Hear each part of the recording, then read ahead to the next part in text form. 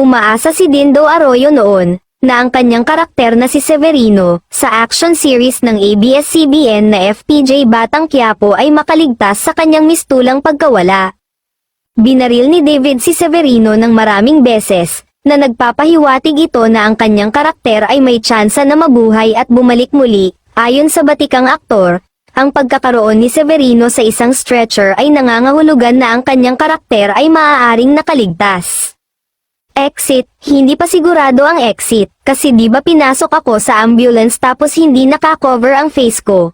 Wala sa body bag, usually kapag ganun ay nasa body bag na, hanging pa rin. Bagamat hindi sigurado, masakit pa rin sa kanya na iwanan ng isang cast na nakabanding niya sa paglipas ng panahon. Masakit kasi isang taon din akong kasama nila, it's not just the work, it's the family, kumbaga.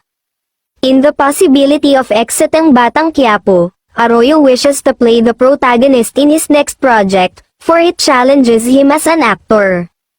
Kasi mas challenging rin kasi ang bida, kumbaga, kailangan mong dalhin ang pelikula, sana mabigyan, he explained. Pero yung malungkot ako, hindi, kasi I was given a year to prove my craft and my existence doon sa teleserye. Siguro the secret kaya andito ako kasi I get to learn pa rin and study pa rin hanggang ngayon para gumanda ang trabaho ko. Si Severino ay ginagampanan ni Dindo Arroyo bilang trusted staff at kanang kamay ni Christopher De Leon as Ramon Montenegro, Alberto Frias.